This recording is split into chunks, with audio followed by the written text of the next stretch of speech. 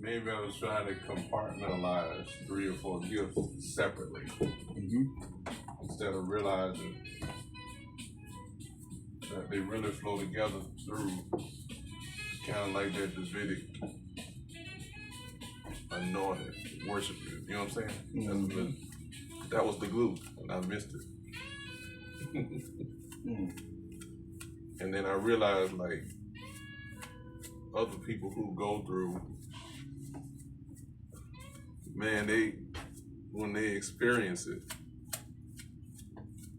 I mean, I've just seen people get free, man.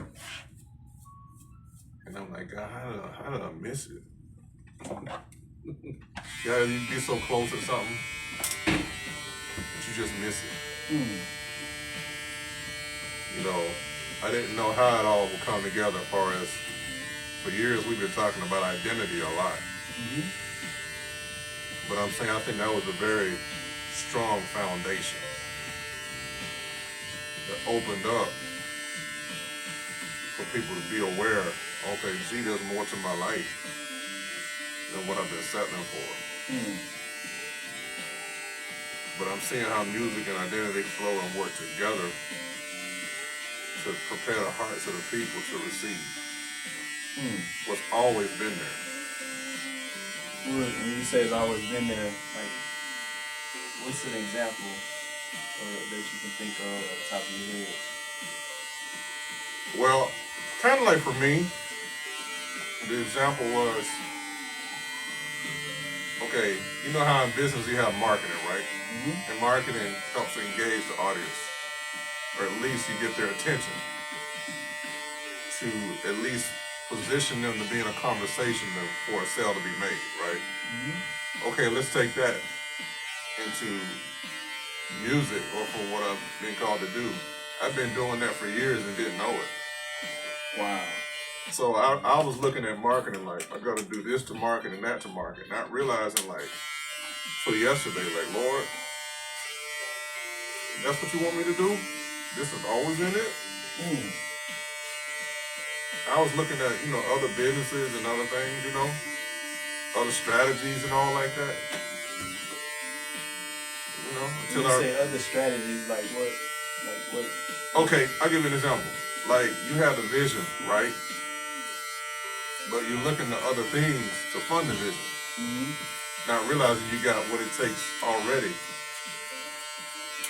through that gift to engage people, like, in a way to let their guard down or to connect with you, engage with you, so where they want to learn more. So I realized that music really was more like a gateway to really help, like I said, warm that soul up, or help people become aware, go from soul to spirit to see what's already there. That's where I was like, oh, so that's my, I'm thinking like I had to be, you and I, we've done the home-based stuff, you know what I mean? The different companies. Now, I'm not knocking them. I'm not knocking home businesses. I'm not knocking network marketing. I think it helped me a lot in terms of skills and growth and development. But I had to be watchful because I used that to try to fund. Like, God wasn't capable of providing what he already gave. You see what I mean? I used that as a purpose. I was confusing that with purpose when that was nothing more than an extension. And so now that I'm seeing it, yesterday I drew a diagram where music was in the middle, prophetic like Davidic worship, like David was. That's how I am. And that's in the middle, a big circle, but the other ones like speaking, coaching, consulting, those build from that. So it took a minute for me to. A lot of times, you heard like Yoda say, he's told Luke in Star Wars, he's like, you must unlearn what you learned. I didn't realize how much unlearning I had to do in the transformation process. People want to jump to the next thing, like I want this, I want that, but man, the transformation journey is a deep dive. And that's why a lot of people say they want change, but they don't stay. Because they didn't calculate the cost of what it would take.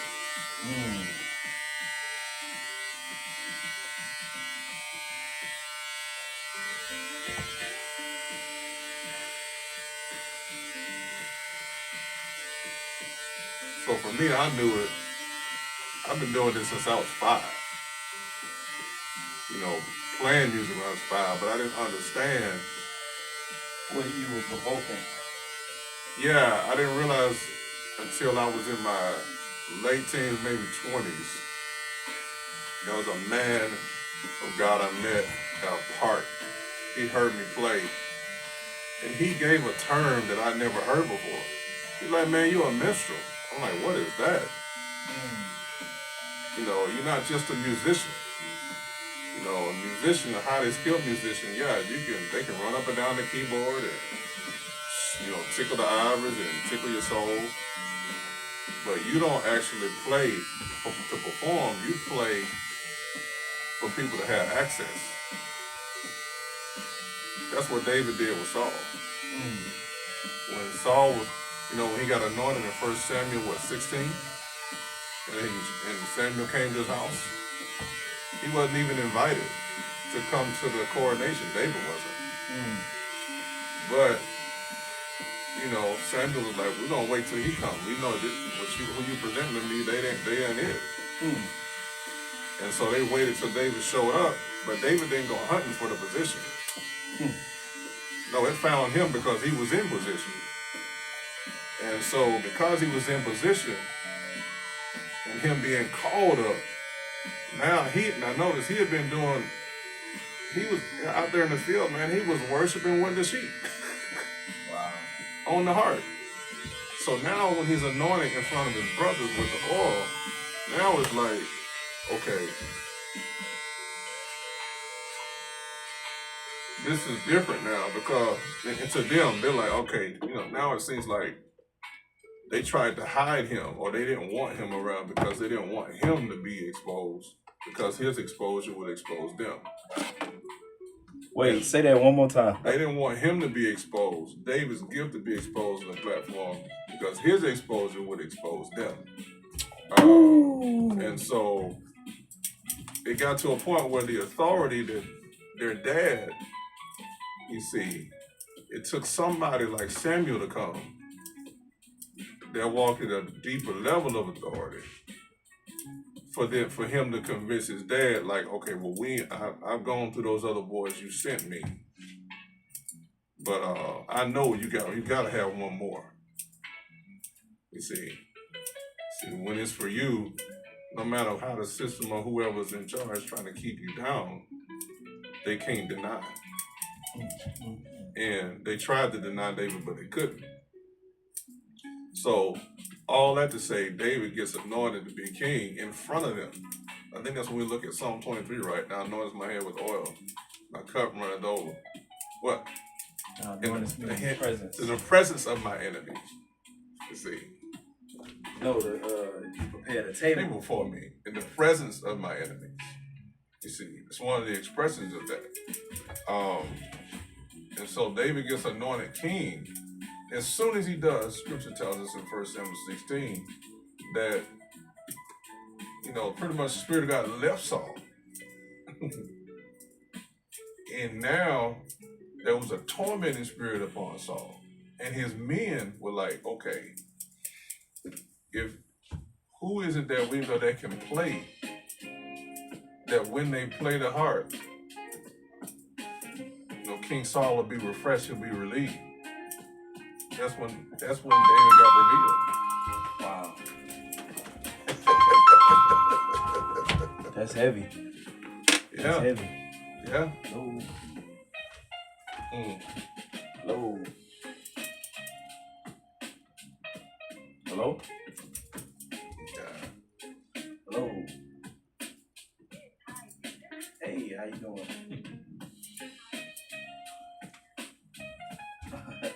I'm well. How about yourself?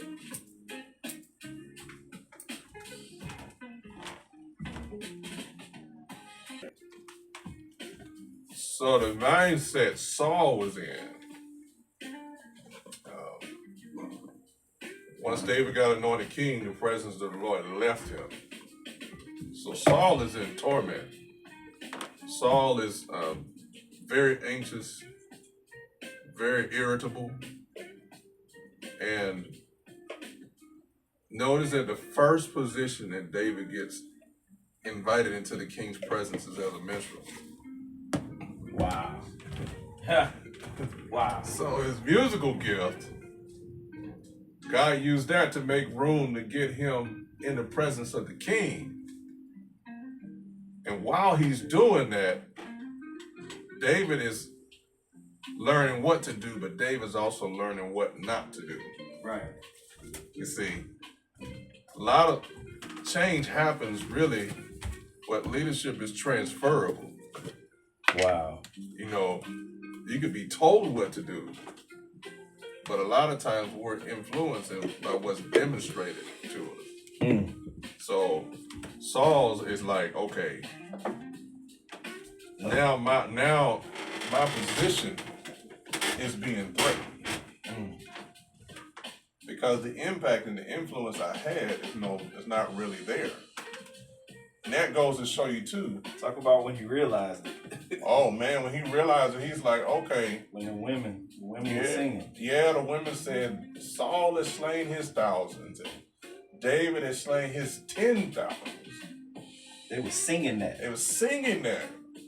It was a melody. That was a repeated line. And then I think it's 1 Samuel 18. After, that part is him defeating Goliath, the giant that he and the people who were qualified to fight didn't fight. So Saul begins, he looks at it, he's like, okay, I know what I had is no longer, something's different. And we see in 1 Samuel 18 where he eyed David from that day forward. So the point is, your replacement could be looking at you, but how you respond to your replacement determines whether or not you grow or you descend. You see, and Saul could have learned some things from David, but Saul did like what most insecure leaders do. Instead of positioning them or having a healthy view that this person may be better in something, let me position them to shine.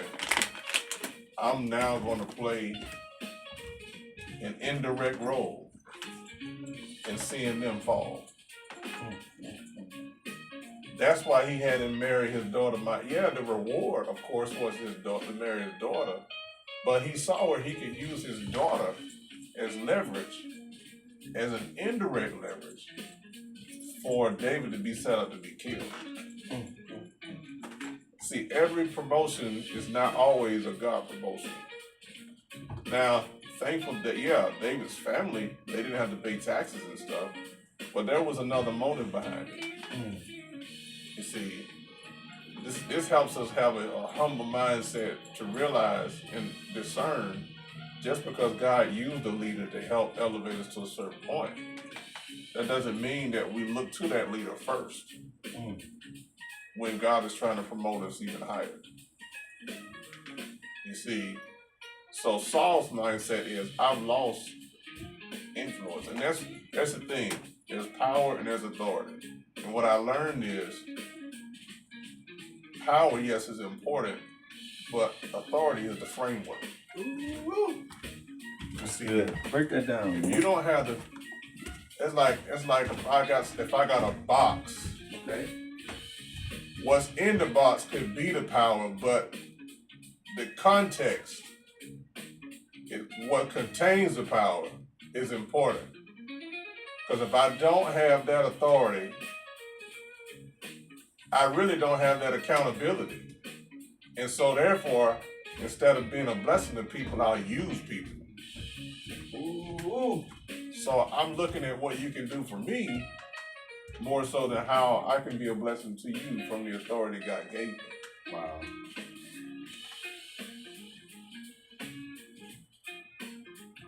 Oh, how many leaders succumb to that place? Yeah.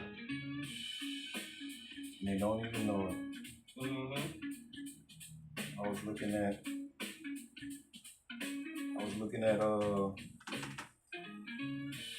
the scripture when Jesus was talking about how they will kill you and think they're doing God a service. Sad. And so that dog eat dog world. And we're finding that God's kingdom is opposite of that. You see, David had every right he had every position. He could have killed Saul. But he didn't. You see, when you understand authority, you understand it's bigger than you. Right. You realize that though I'm in this position, and watch this, authority is also not just authority of you personally, but you yielded to authority. Mm-hmm. See, if you say you have authority, but you're not yielded to authority, then really technically you're manipulating power. Yep. So if you feel like you can be highly skilled and highly gifted and nobody better than you, but you don't have any community, you don't have any accountability, that's a dangerous trap. Mm-hmm. See, if you notice the difference between the kingdoms, when David became king, notice that he built a whole community of what we call not just musicians, but minstrels. And they played 24/7 while he was governing. That's 1 Chronicles 25. Mm-hmm. So every hour they had so many on watch while he was governing. The scripture calls David the sweet psalmist. David would be the one to have the instruments made. Not so much himself, but even to the people that he had on his team. Mm. You see, so Saul's kingdom was like, nobody can be better than me. He cut off rivals. He only saw competition, but David saw collaboration. Mm. And that's a sign of a true leader, because you realize vision doesn't end with you. It starts with you, but it doesn't end with you. Mm. You realize somebody else has to come along with you. Because how can you oversee and be in the forest at the same time? Mm-hmm. I see that.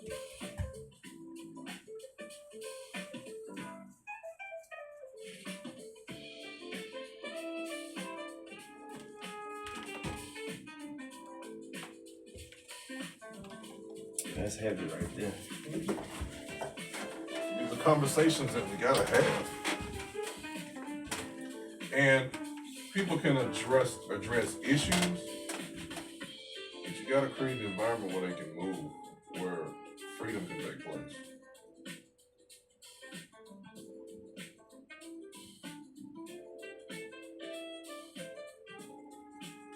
I truly believe that they have leaders who are in these negative places, mm-hmm. And they're not attempting to be malicious. Right. You know what I'm saying? Mm-hmm. They're just trying to survive. And if they see you in the way, you're in a position to threaten their perception of survival. So then the question becomes, who are you trusting? I mean, anytime people are trusting themselves anyway, right? People have the "I got it" mentality.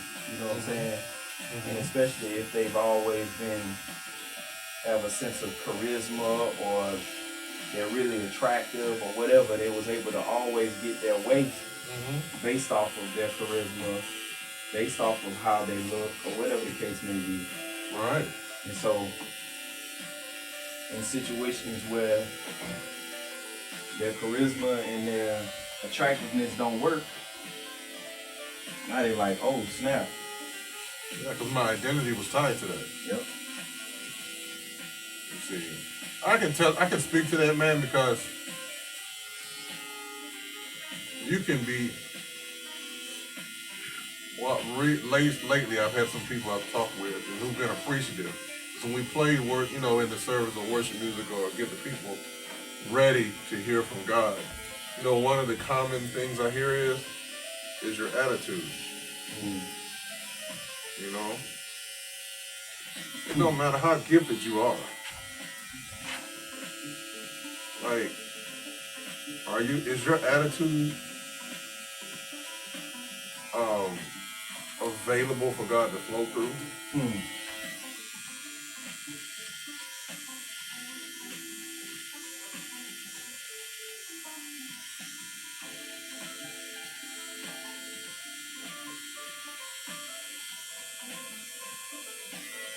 Your attitude will definitely determine your altitude. Right. And I've been around musicians and stuff, man, for years. I am one.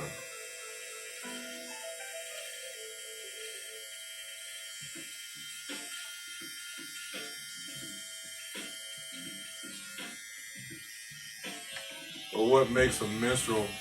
What's the difference between like a highly skilled musician that's so gifted and a minstrel? I believe it's one word. I believe it's humility.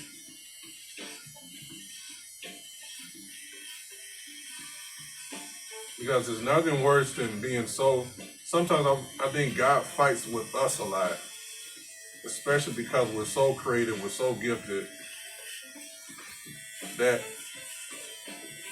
because of the insecurity we could have on the inside of us to be seen or heard, or because we've been rejected, we want people to hear us and see us. Our mindedness come into play. Yeah, like, do you know who I am? Right? But then when you take somebody who's really a minstrel, they realize, again, it's about access, and the attitude is not about how good I look, but it's about how amazing he sounds through me. That's the difference. And many churches and gatherings, unfortunately, we're in a time where it's kind of hard to tell the difference, because the performance level, people would think that just because you perform well, that you're anointed. Mm-hmm.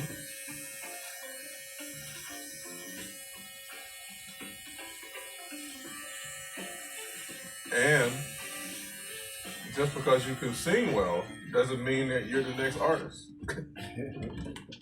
Like, are you really cool with your assignment over your ambition?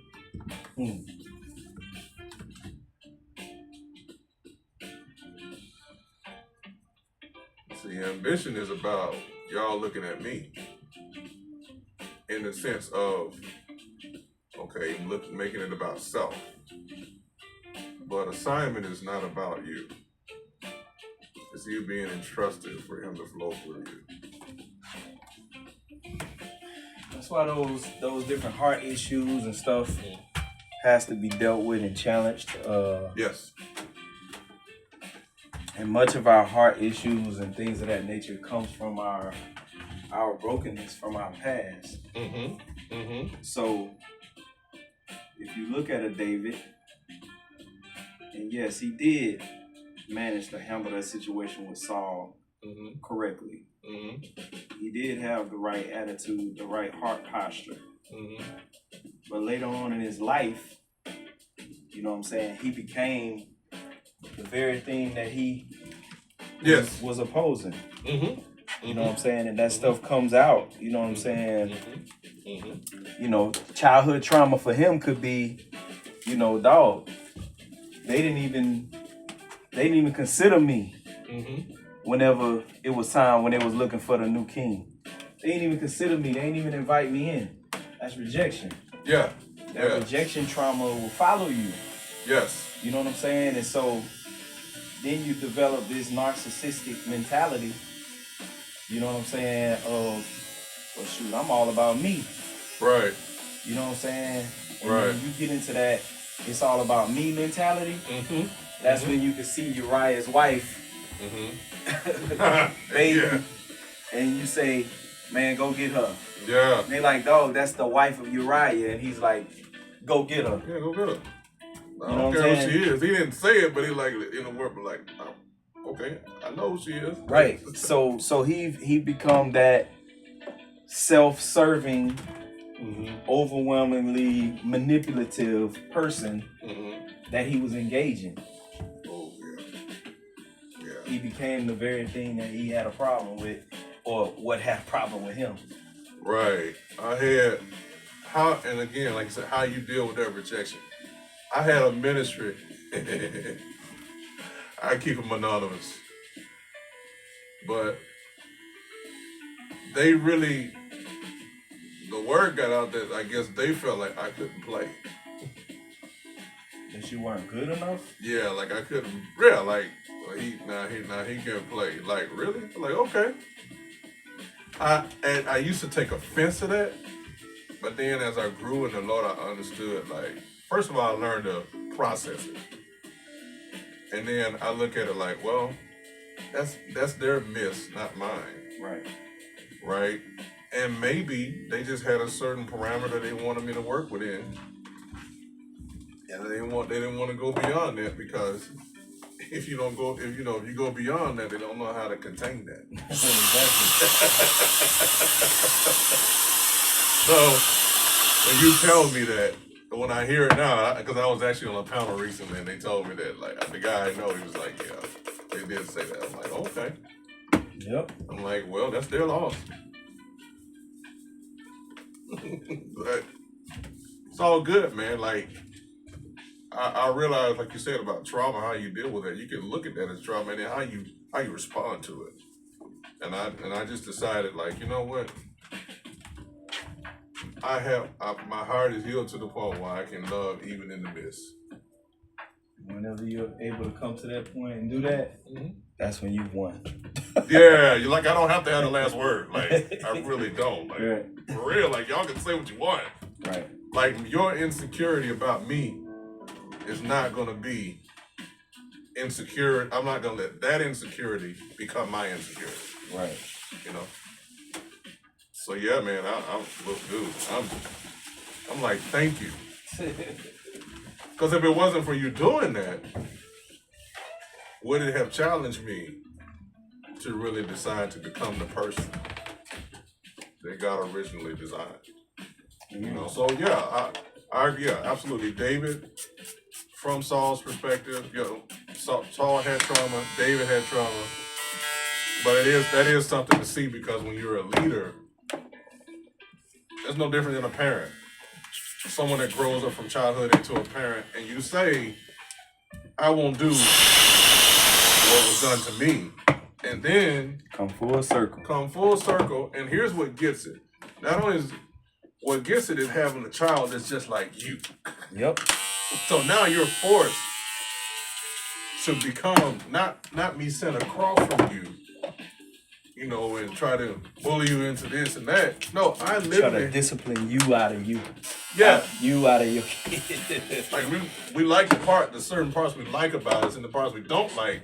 Now we're seeing it.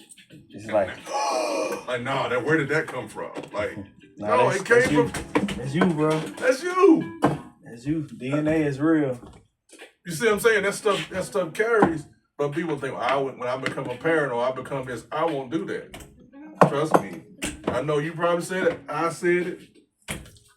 And then when I got caught, God revealed it to me that I was doing what I said I would never do. I'm like, well, my gosh. Who got busted? I'm looking right, because like I said, I got 3 amazing children, man, young adults. No, I just got that one all of them got me to a degree. And I got that one that's just like me. Mm-hmm. And through him, I learned how to really, through all of them, but through that, I learned how to father like God fathers us. Like, it's easy to call out mistakes, or it's easy to call out things because you don't like them, and you like, again, like, where did that come from? No, it came from somewhere. That's you. But you gotta be big enough to be like, okay, yeah, I planted that seed. You gotta be self-aware. Yeah. But that's the first key to transformation, the self-awareness. Mm-hmm.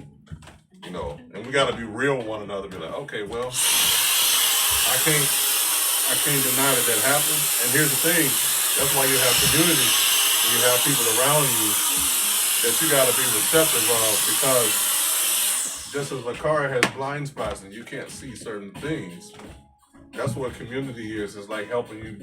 Community is like this mirror I'm looking at right now, helping me see some spots that I'm saying I'm not doing, but I'm actually doing. I'm tripping up. over the same thing, and I'm trying to deny like I'm not tripping up. That's like saying people asking people, them asking you, hey, you all right? And you'd be like, yeah, man, I'm blessed, I'm good, I'm well, highly favored, I get all that. But then it's like the real stuff starts hitting. It's almost, what I'm gonna say is like this. Can you imagine trying you a certain size, right? And then you trying to this is how it is when you act like you're all good, but you're not. But God is like connecting you with people that kind of see what you don't want to see. Right. It's like wearing a tight outfit. You're a certain size, and you trying to fit into that tight outfit. Yeah. Trying to hold your breath. Yeah. You know what I'm saying? Yeah. And then once the people leave, you like bust out. You know what I'm saying? That's you see. That's a lot of discomfort. But yeah, man. But thank y'all so much for joining so much conversation with my barber. The guy LP, you hadn't like connected with him. Where can they connect you at? LP like Paul on all platforms. LP LIKEPAUL. You see why my beard rocks like it does? Because this was the guy that told me I only had a goatee, right? So he was the one that would see, he doing me like he did with the Android and Apple phone. So anyway, because he's an Android guy, and all that stuff. So anyway. Samsung to be specific. See how detailed they are? Galaxy. Okay. Yes. But I used to have a goatee. And he would see me at church. And he'd be like, man, why don't you let your beard grow out? I'm like, no. And the reason I was like, no, because I was used to that Keenan Ivory Wayans, with that bald and goatee. I like that feel. I never saw too many people who were bald and had a beard. And then when he told me to do it, now all of a sudden you see, and now people like y'all are like subscribing to the YouTube channel just for the beard because of that guy. Because a beard is a terrible thing to waste. I'll see y'all next time. Like and subscribe.